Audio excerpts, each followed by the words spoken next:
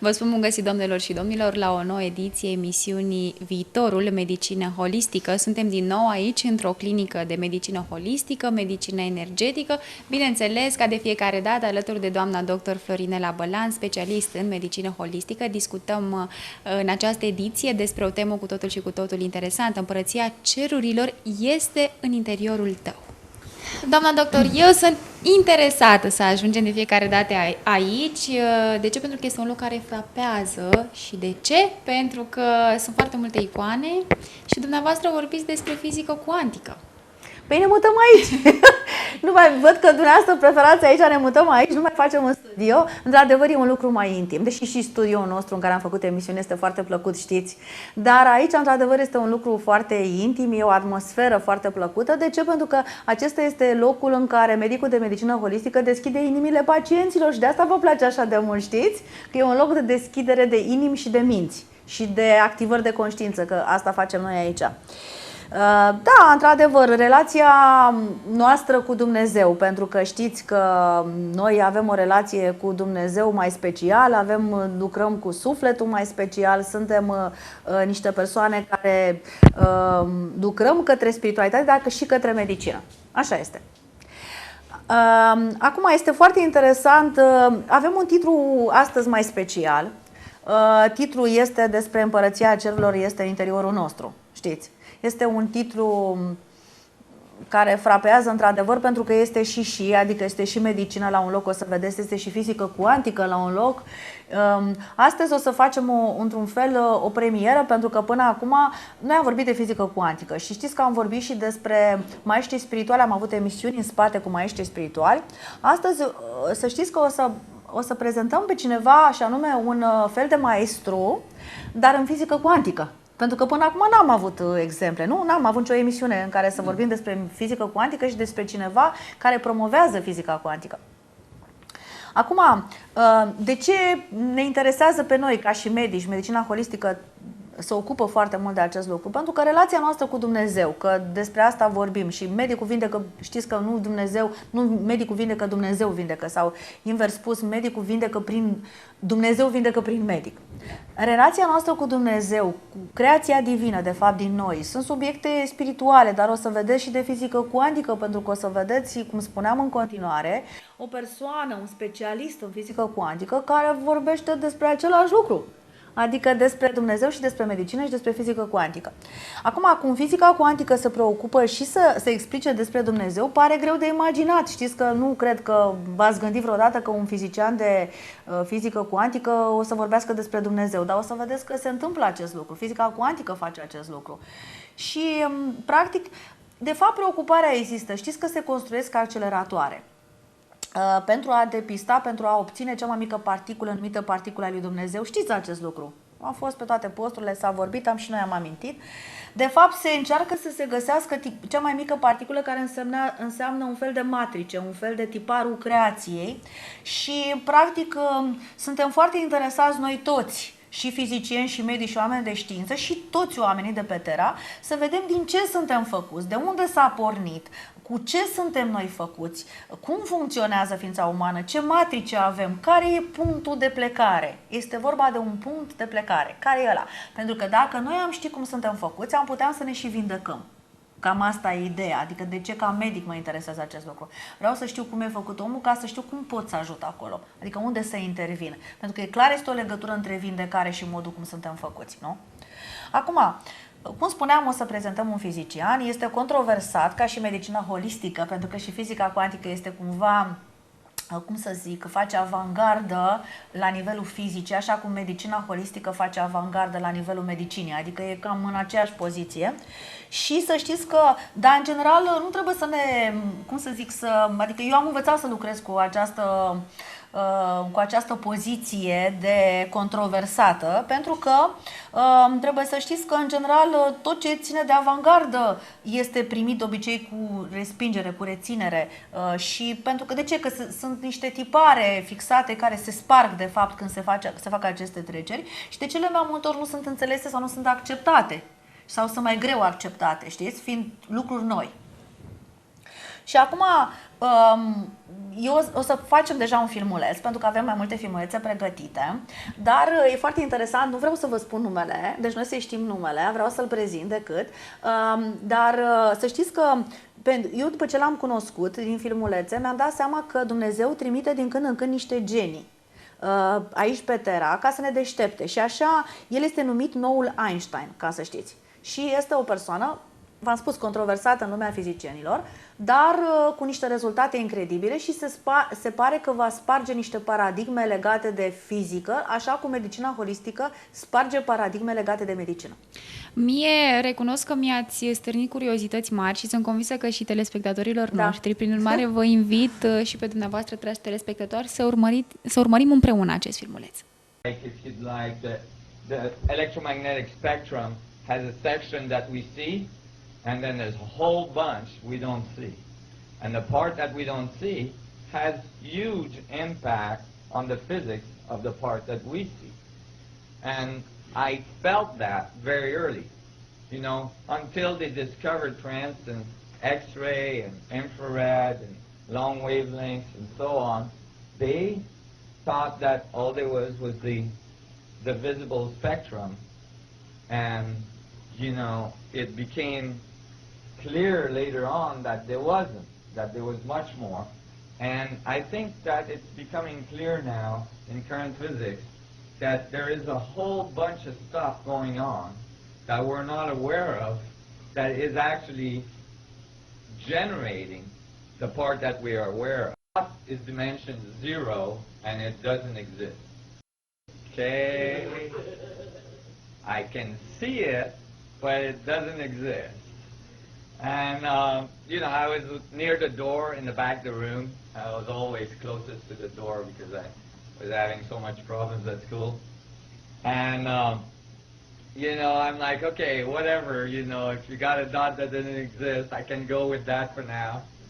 And then he said, this is a series of dots that he placed together and made a line and said this is dimension 1 and it doesn't exist either, it still doesn't have volume. And, you know, that seems consistent to me.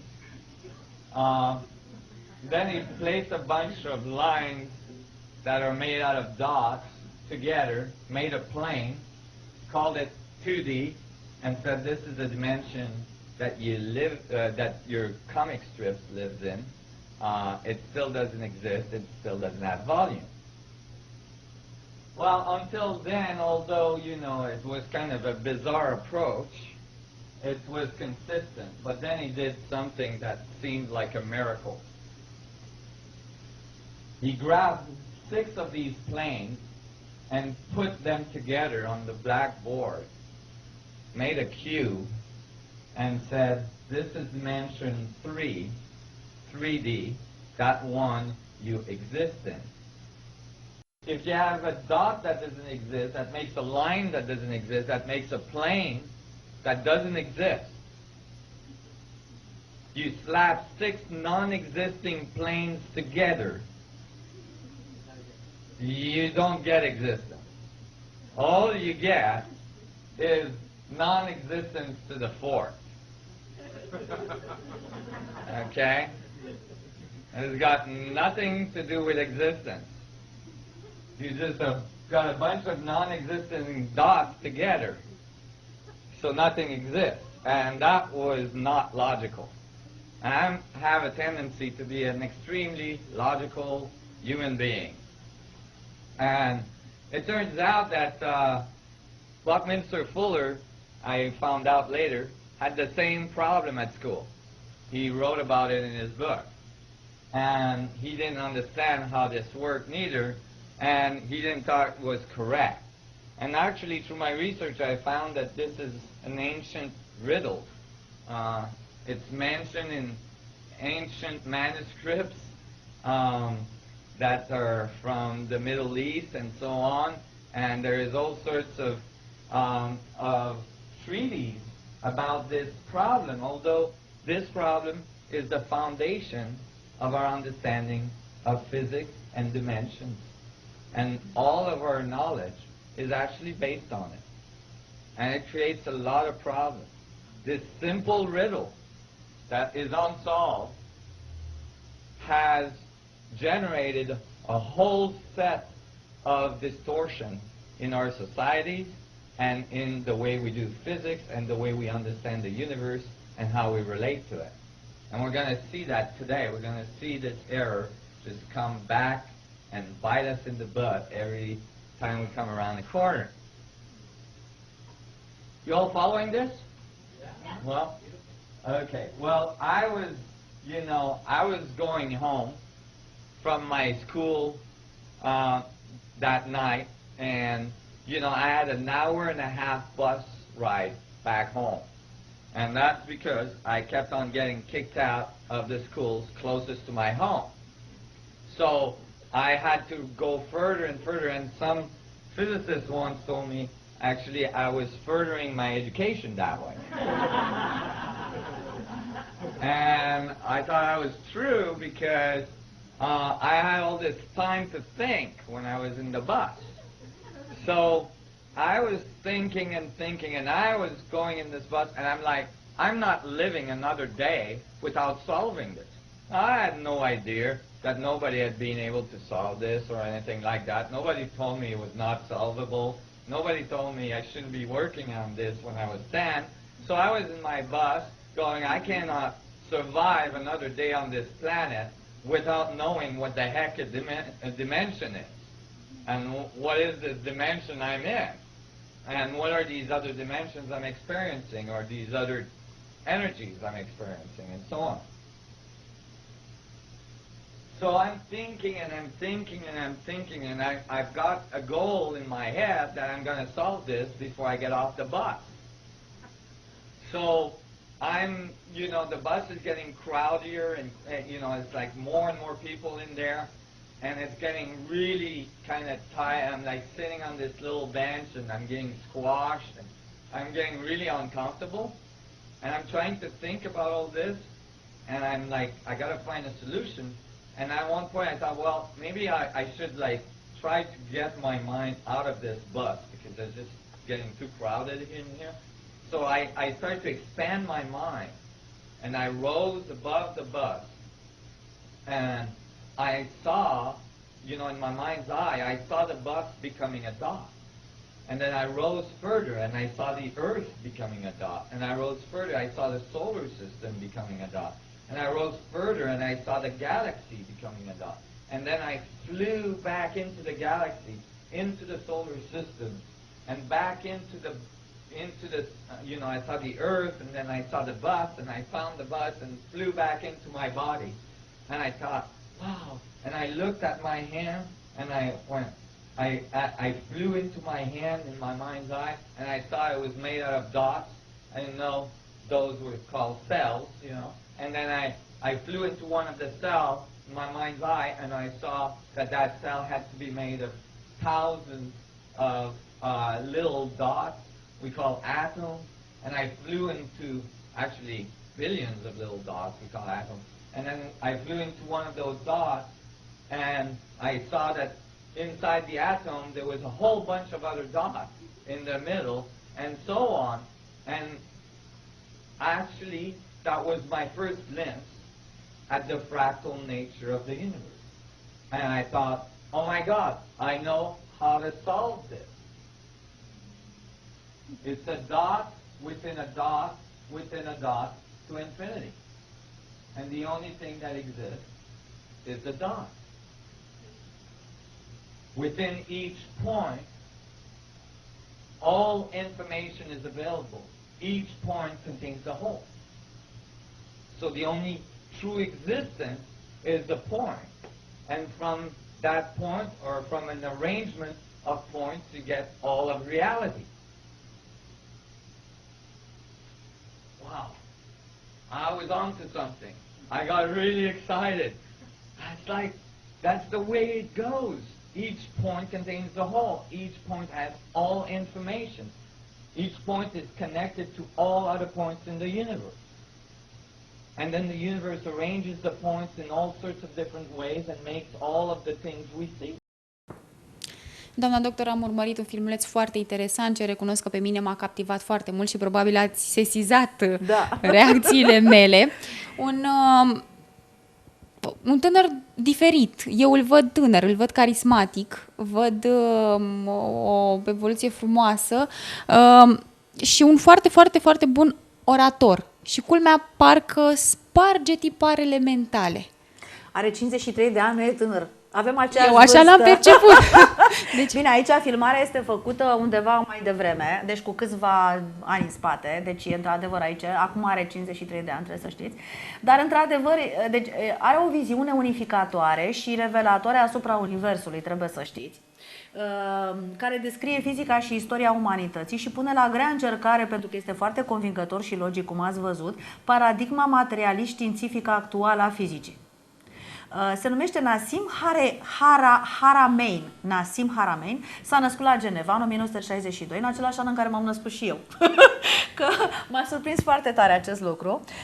El, practic, de la 9 ani, spuneați, ați văzut în film, 9 ani, 10 ani, punea bazele pentru teoria hiperdimensională unificată a materiei și energiei, pe care o va numi apoi universul holofractologic, de la fractal.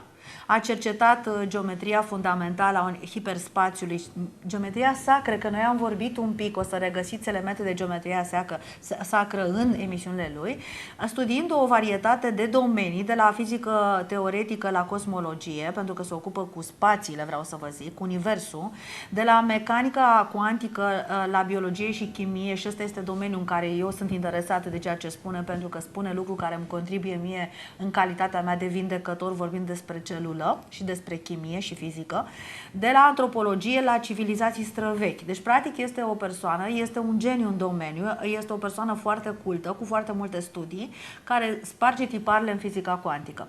A descoperit un sistem geometric specific pe care l-a descoperit ca fiind fundamental pentru creație și reprezintă baza pentru teoria unificată a câmpurilor, așa cum ați făcut. Și pentru că să urmeze un filmuleț, că eu astăzi am ales să nu vorbesc foarte mult ca să vorbească Nassim Haramein, pentru că merită să-l ascultați și să-l cunoașteți.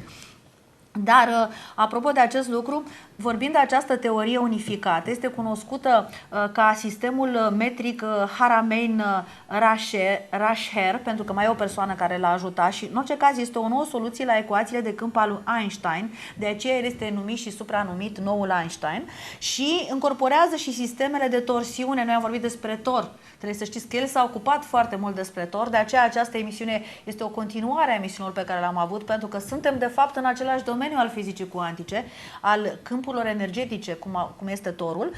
Ține conferințe și seminarii, de fapt, toate filmulețele sunt la o conferință, să știți. El le ține de 10 ani deja în Canada și în Statele Unite și de 20 de ani conduce echipe de fizicieni, de ingineri, de matematicieni și oameni de știință și a făcut și o fundație care se numește Fundația Proiectului Rezonanței. Vorbește despre rezonanță, noi lucrăm cu rezonanța, fizica cuantică și, în general, medicina holistică face medicină, să știți, vibrațională, energetică. Deci noi regăsim foarte mult din aceste cercetări pe care le-a făcut în medicina holistică. De aceea, medicina holistică se bazează foarte mult pe aceste noi informații, este foarte avidă pentru aceste noi informații pe care le aduce acest tânăr cercetător și această persoană care, într-adevăr, îndeplinește foarte multe calități. Este și lider, este și o persoană carismatică, o să vedeți, este și o persoană rebelă în același timp, pentru că îl dădeau afară din clase pentru că punea întrebări la 10 ani și punea în încurcătură profesorul de fizică de la 10 ani. Și acum să vedem filmulețul numărul 2. Este un filmuleț foarte, foarte interesant și el. Eu recunosc că abia aștept să-l văd și sunt convinsă că și telespectatorii noștri. Sigur.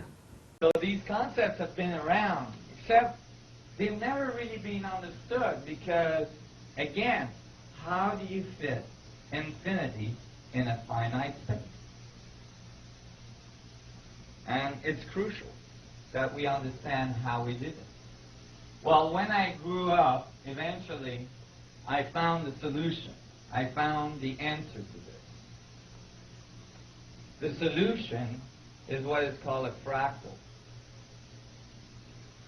And I'm going to show you very, very simply how infinity fits into finite. How infinity and finite systems are absolutely complementary. And that each point has the potential of having all information in it. I'm going to show you this in a geometrical way, so it's really easy to understand. And it just happens that the way I'm showing you this turns out to be very crucial to the way systems are organized and generate the geometry of our reality everywhere we live. So we're going to make a boundary, a circle, and inside it we're going to inscribe a tetrahedron, or an equilateral triangle in this case. The boundary could be a sphere, and the middle triangle could be a tetrahedron. Okay? So this you can visualize in 3D space, in spherical coordinates. Now, the universe is polarized, positive, negative, male, female, white and black. So this has a polarity, right? And generates a reverse equilateral triangle. Now, I'll give you a hint to the ancient civilization part of this lecture we're going to have today. Right away, we have one of the most commonly found symbols in all ancient civilization around the world.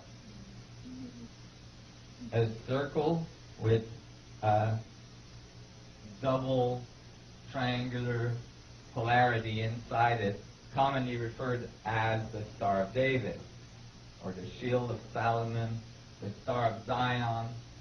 It's found on the on many walls around the world of ancient civilization.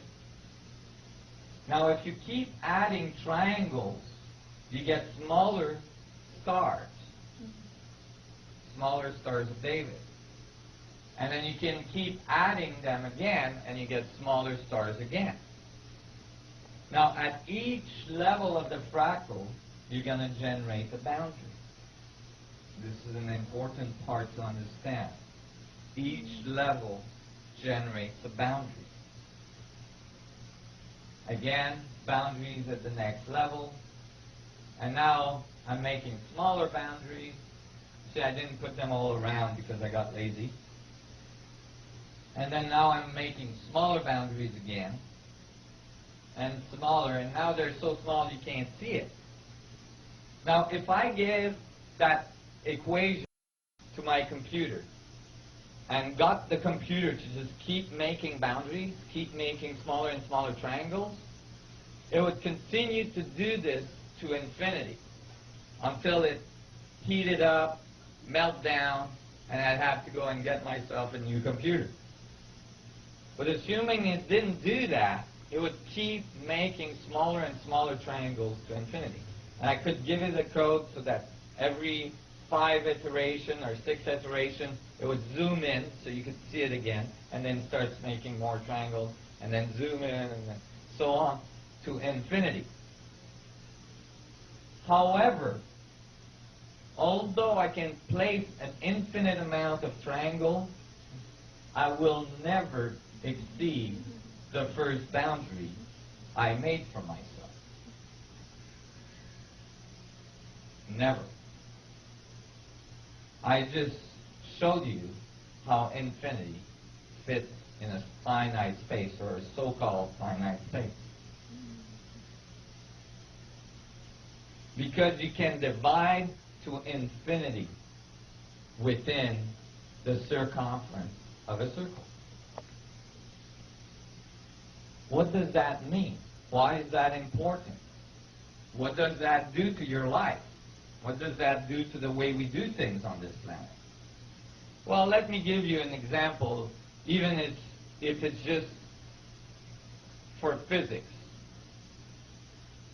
We built faster and faster and faster accelerators that cost billions of dollars to build, to get smaller and smaller and smaller and smaller.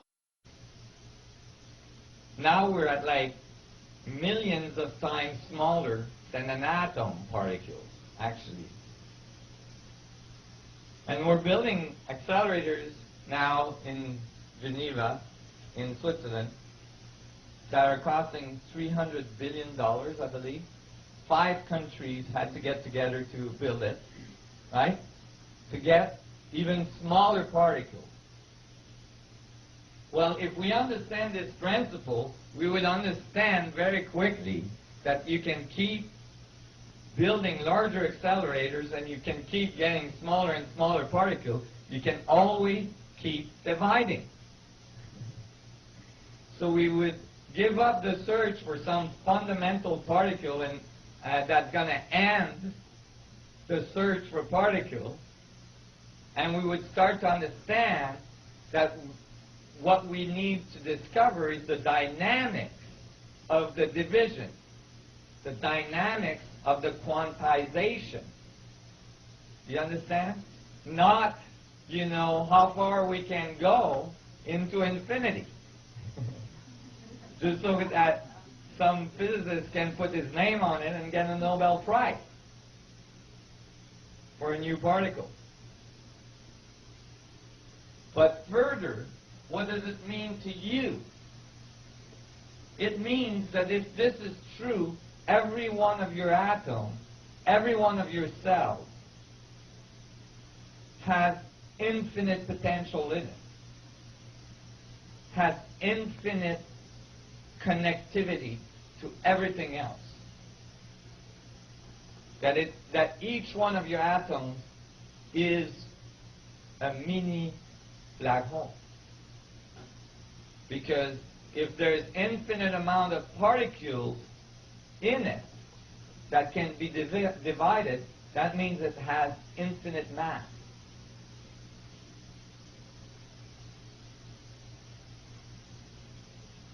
Most people say, I can't envision infinity. If, you know, it's a good point. You know, you might have to take a lot of coffee in the morning. But it's like, I can't visualize infinity. If it's true that I have an infinite nature inside of me, how is it that I can't see it, that I can't visualize it? That's a good point. Well, the reason is that most people try to envision infinitely large when they think of infinity. So that is limited by your senses because it's external to you.